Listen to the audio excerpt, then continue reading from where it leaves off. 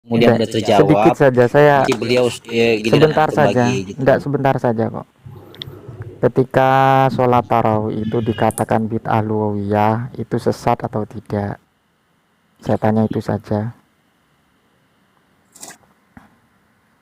Itu bukan bid'ah, kan tadi diterangkan ya, panjang lebar Pak diterangkan. Itu bukan bid'ah karena sudah dilakukan oleh Nabi bukan sehari saja tapi 3 hari, kemudian dihentikan oleh Nabi karena khawatir akan diwajibkan kepada umat dan memberatkan umat. Ya itu termasuk bid'ah dolalah atau bukan? Saya kan tanya gitu. Tinggal jawab. Bukan bid'ah, bukan sunnah.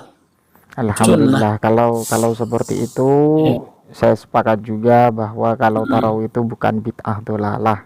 Tersebut tidak pernah ada sebelum ini. Namun perbuatan tersebut mempunyai landasan hukum dalam syariat, di antaranya bahwa Nabi menganjurkan salat tarawih. Kaum muslimin pada zaman beliau mengerjakan salat dalam berbagai jamaah dan sendiri-sendiri. Dan Nabi Shallallahu Alaihi Wasallam bersama para sahabat pernah salat tarawih tidak hanya 1 malam, kemudian meninggalkannya karena beralasan beliau khawatir salat tarawih diwajibkan pada mereka dan khawatir mereka tidak mampu melaksanakannya. Sedangkan hal tersebut tidak dikhawatirkan sepeninggalan beliau. Di antara landasan hukum lainnya bahwa Nabi Shallallahu Alaihi Wasallam memerintahkan kaum muslimin mengikuti sunnah khulafaur rasyidin, dan salat tarawih secara berjamaah telah menjadi sunnah para khulafaur rasyidin karena kaum muslimin sepakat di dalamnya pada zaman Umar bin Al-Khattab, Utsman bin Affan, dan Ali bin Abi Thalib. Ada juga dibahas oleh para ulama tentang azan pertama pada hari Jumat. Utsman bin Affan menambahkan, karena dibutuhkan manusia dan didukung oleh Ali bin Abi Thalib serta kaum muslimin terus-menerus melakukannya. Abdullah ibn Umar radhiyallahu an berkata tentang tambahan azan pertama di hari Jumat, beliau berkata itu bid'ah. Contohnya bid'ah secara bahasa, bukan secara syar'i. Ialah pengumpulan mushaf Al-Quran dalam satu buku. Zaid bin Thabit tidak menyetujui gagasan tersebut. Ia berkata kepada Abu Bakar dan Umar, bagaimana kalian berdua mengerjakan sesuatu yang tidak pernah dikerjakan oleh Nabi? Setelah itu Zaid bin Thabit mengetahui adanya kemaslahatan di balik pengumpulan mushaf, karenanya ia menyetujui pengumpulan mushaf dalam satu buku. Karena pada hakikatnya Nabi Shallallahu Alaihi Wasallam memerintahkan penulisan wahyu dan tidak ada bedanya wahyu ditulis terpisah ataupun menyatu. Namun pengumpulannya menjadi satu buku itulah lebih mendatangkan kemaslahatan dan manfaat, dan ini bukan bid'ah. Imam Syafi'i rahimahullah berkata, bid'ah itu ada 2, bid'ah terpuji dan bid'ah tercela. Apa saja yang sesuai dengan sunnah adalah terpuji, dan apa saja yang bertentangan dengan sunnah adalah tercela. Sebelum diteruskan, Imam Asy-Syafi'i berhujjah dengan perkataan Umar bin Al-Khattab radhiyallahu an, bisa nyambung sebaik-baik sedikit bid'ah enggak? adalah ini, salat tarawih berjamaah.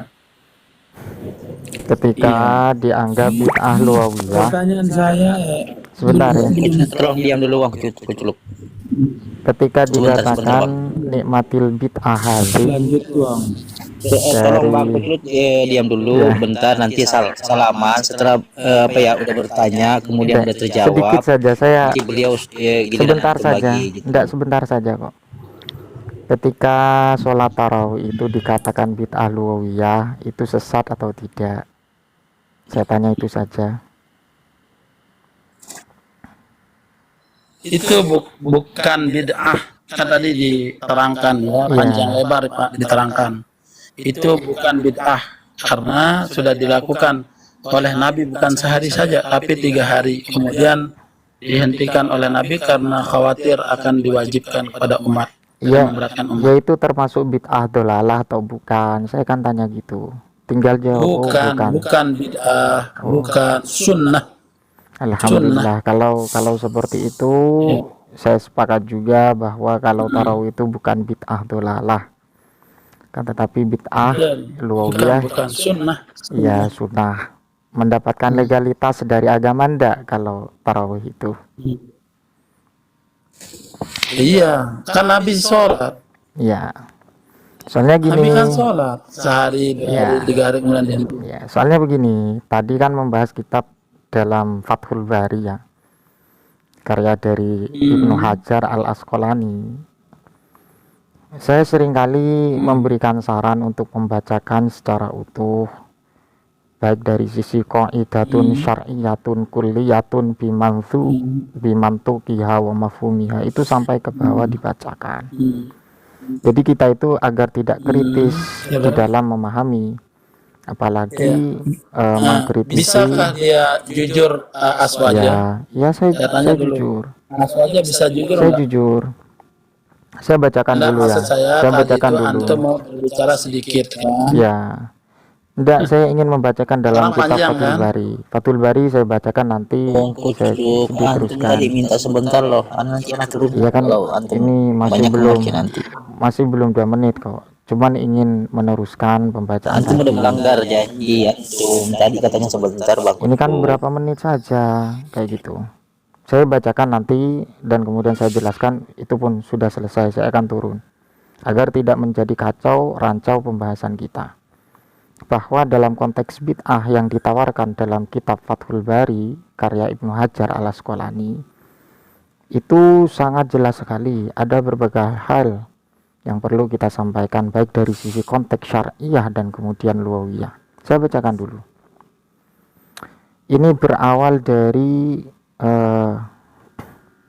bahasa fa inna kulla bid'atin dhalalah ba'da qaulihi wa iyyakum wa muhdatsatil umuri fa innahu yadullu ala annal muhdas yusamma bid'atan wa qauluhu kullu bid'atin dhalalah qa'idatun syar'iyyatun kulliyatun bimantuqiha wa mafhumiha. Bahwa yang dikatakan bid'ah atau yang dimaksud dari hadis Nabi kullu bid'atin dhalalah adalah qaidatun syar'iyyatun kulliyatun bimantuqiha wa mafhumiha. Secara mantuk dan secara mafhum itu dikatakan sebuah kaidah syariat.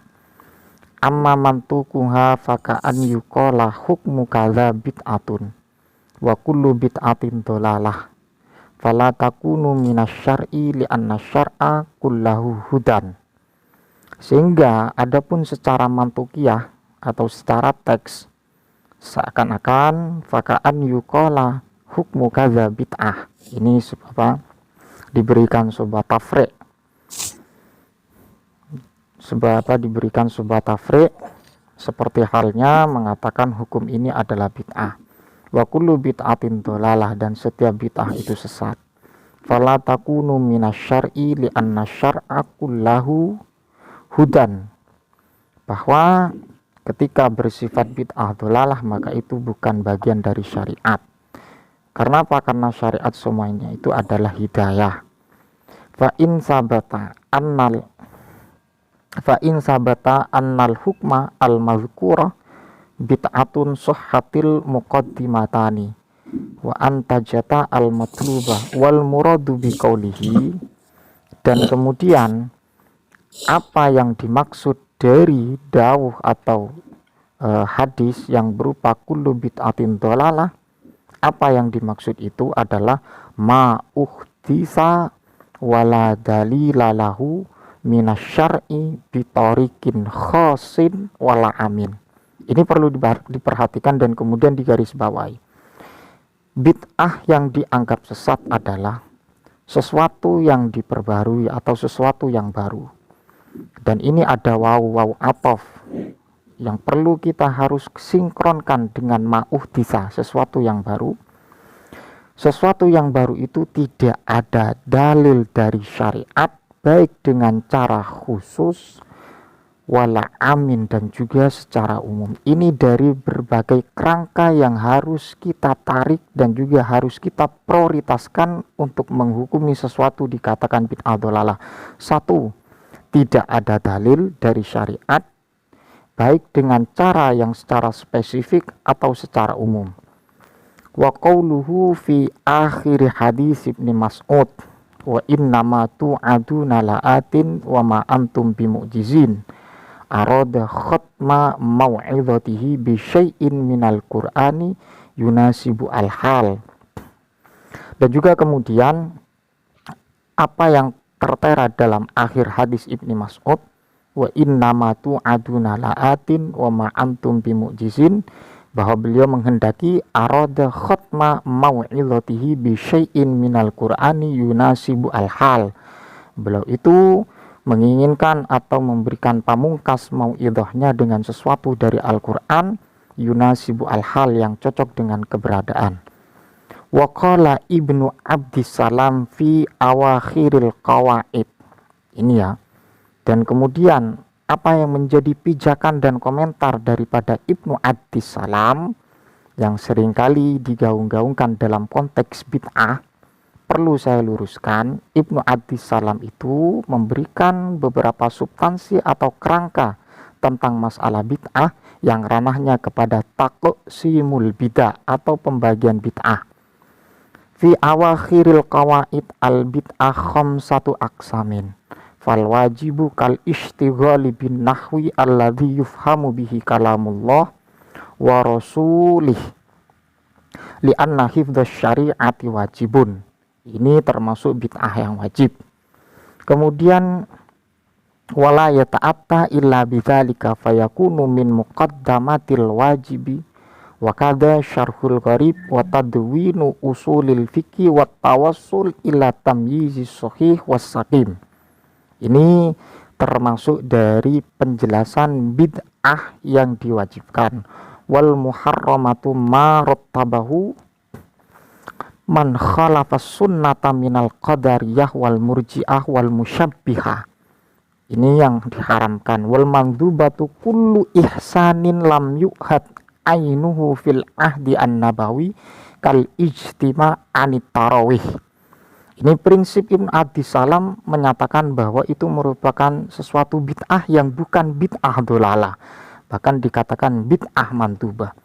Kullu ihsanin, semua kebaikan atau setiap kebaikan yang tidak ada di masa Rasulullah, akan tetapi itu tidak bertentangan dengan apa yang dijadikan tuntunan bagi kita, ya maksudnya dari Rasulullah, kal ijtima' anit tarawih wa bina'il madaris war rubati wal kalami fit tasawuf al mahmudati wa aqdi majalisil munazarati in urida bidzalika wajhullah. Ini yang bid'ah mandubah. Contohnya juga jelas. Dan kemudian wal mubahatu kal musafahati aqiba sholati subhi wal asri wat tawassu'i fil mustaladzat min aklin wa syurbin wa malbasin wa maskanin wa qad yakunu ba'du dzalika makruhan au khilafal aula.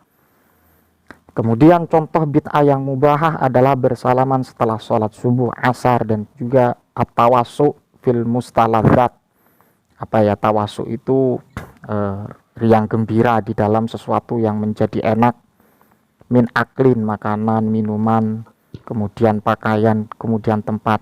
Akan tetapi waqad yakunu ba'du dzalika makruhan, dan terkadang sebagian itu termasuk hal yang dimakruhkan, au khilafal aula, atau menyelisihi apa yang menjadi keutamaan. Wallahu a'lamu al hadis, wallahu a'lam. Jadi kalau baca itu diteruskan agar kita tahu,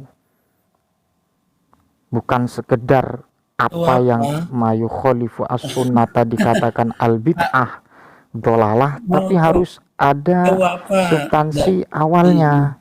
Jadi seperti itu. Jangan kemudian yang penting ada bid'atin dolalah kita pakai untuk mengkanter tahlilan, maulidan, tapi kita baca sampai ke belakang. Jadi apalagi Ibnu Hajar al-Asqalani udah selesai itu ya, panjang banget. jadi seperti itu. Saya tidak mau berlama-lama ya, karena ini ada kesibukan, tapi yang jelas itu kritik saya. Kalau ingin membahas jangan diambil secuil saja, dibahas sampai selesai apa yang disampaikan oleh para ulama, terlebih atau spesifik dalam kitab Fathul Bari Ibnu Hajar al-Asqalani. Wallahu a'lam bishawab. Wassalamualaikum warahmatullahi wabarakatuh.